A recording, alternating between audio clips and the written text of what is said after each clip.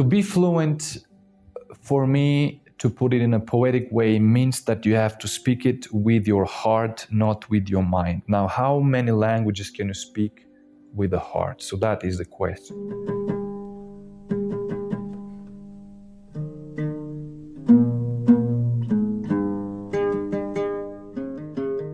Welcome to another episode on the podcast series entitled What It Takes to Actually Learn a Language.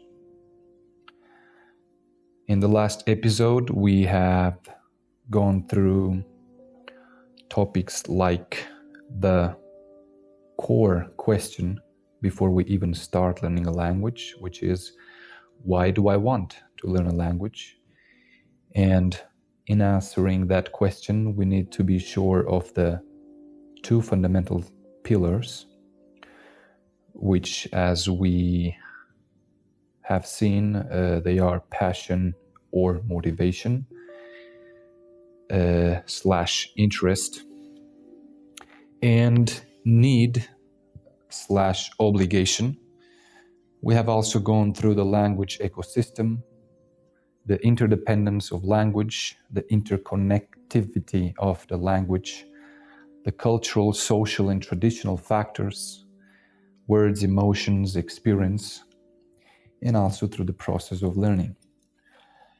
For the ones who didn't listen the last episode, I will pick the last part, which is it's enough to connect to the next topic which we will talk about today.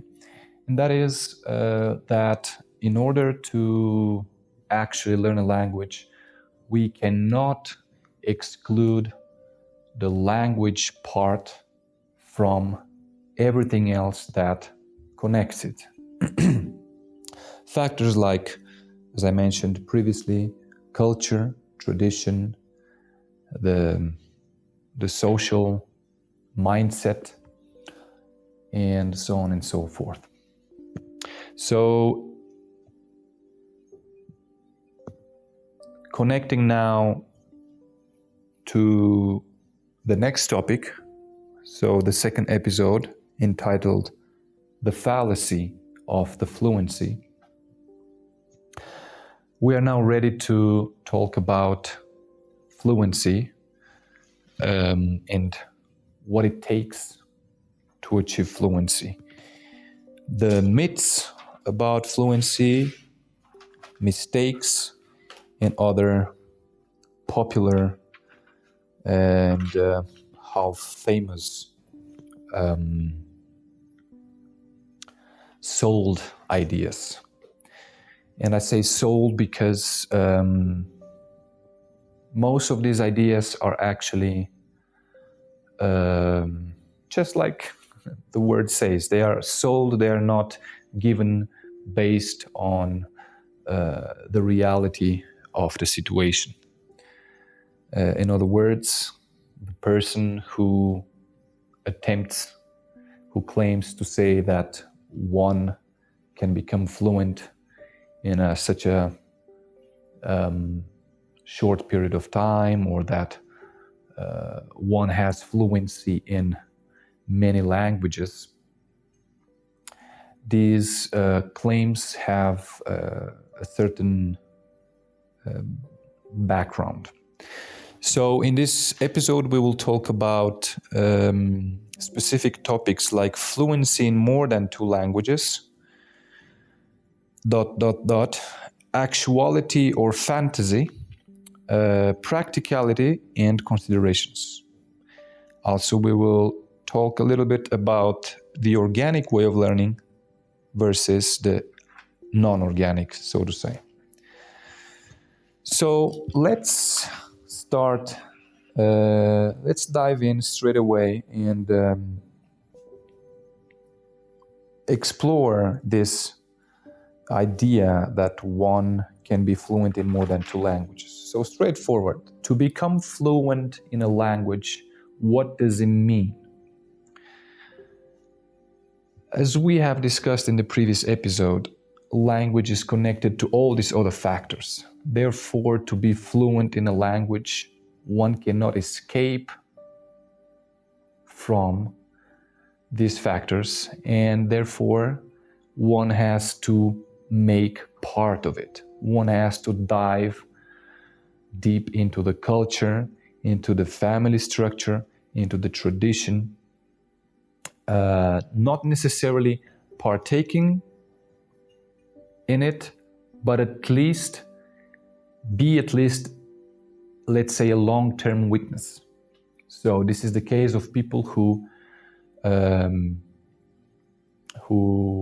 emigrate to other countries, and it's not their motherland, it's not their mother tongue, but in order for them to become actually fluent, they have to adopt this new language, which means to adopt this new land, which means to adopt this new culture, which means to at least understand the tradition and the connections in this new map, so to say. So, fluency in more than two languages. I put it in more than two languages because already to become fluent in two languages requires a big amount of time. I can give myself as an example. I was born in one country and I moved to another country when I was 9 years old.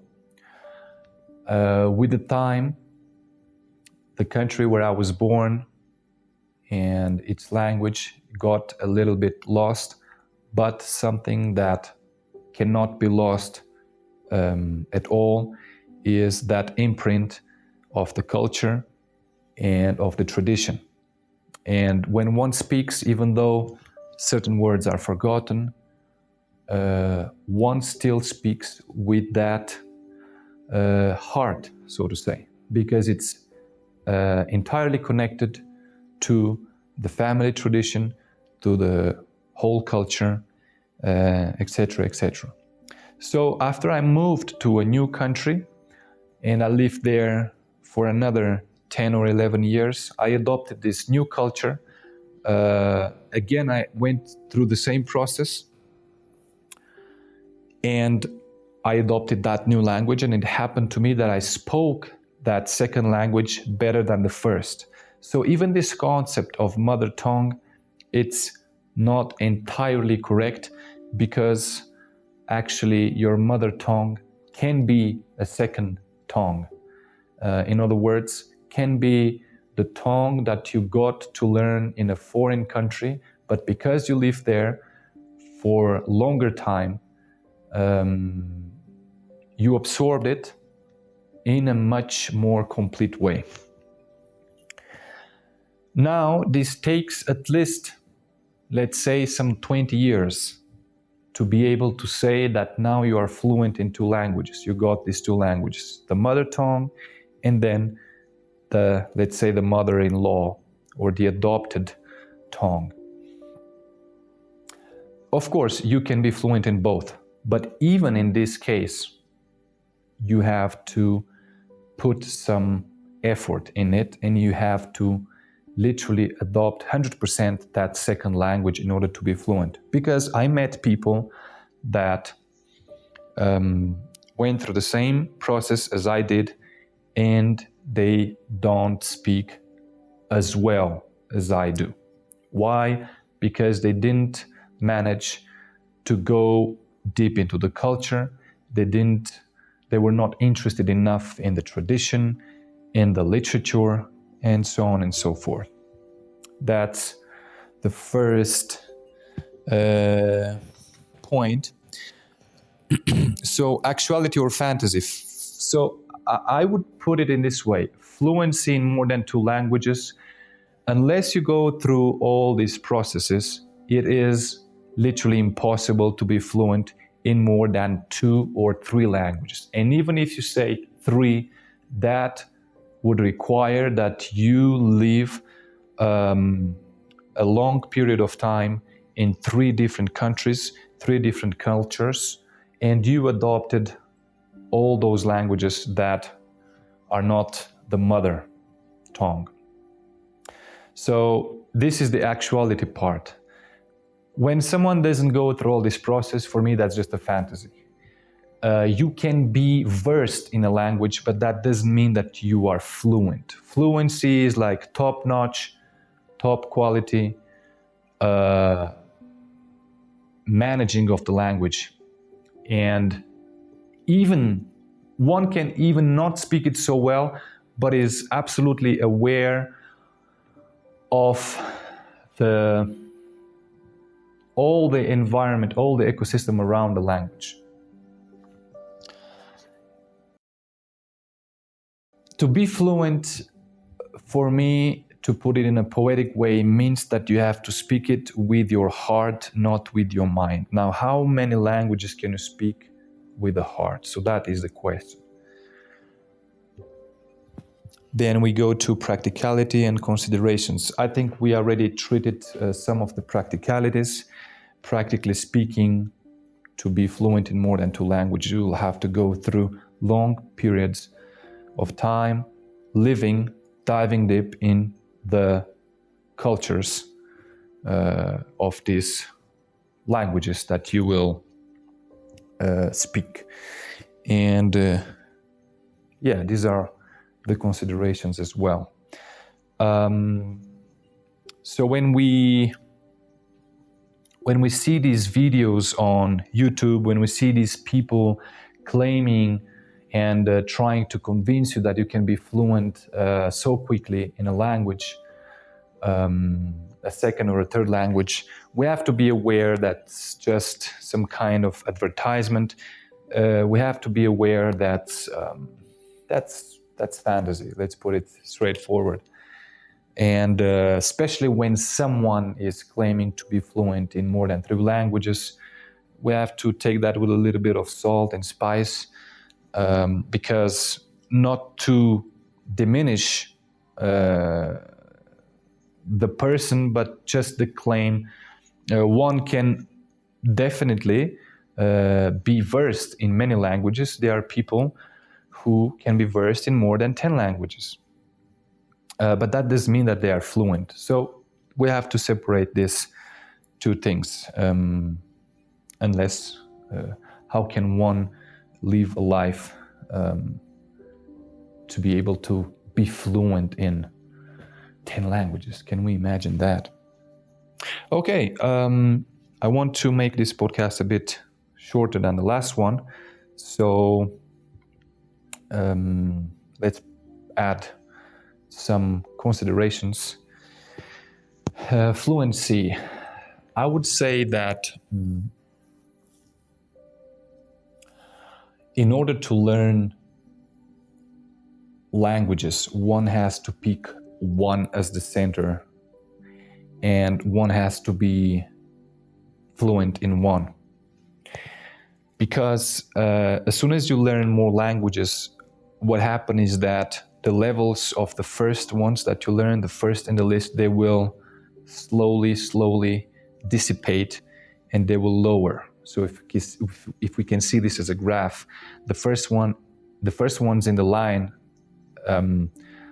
when you start adding other languages, the other ones will slowly lower, especially if you live in a foreign country, because your whole attention will be on the new language. So practically speaking, it's an absolute incredible effort that one has to put in order to keep fluent in more than 2 languages, because this means literally you have to work on them on a daily basis.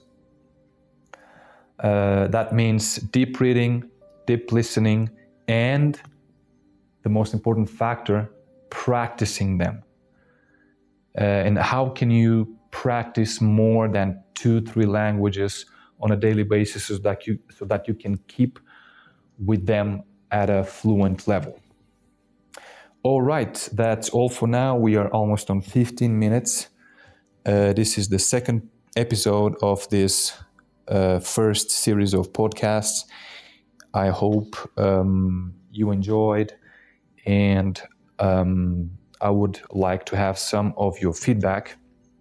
See you on the next podcast with the third episode, Beware the Polyglots.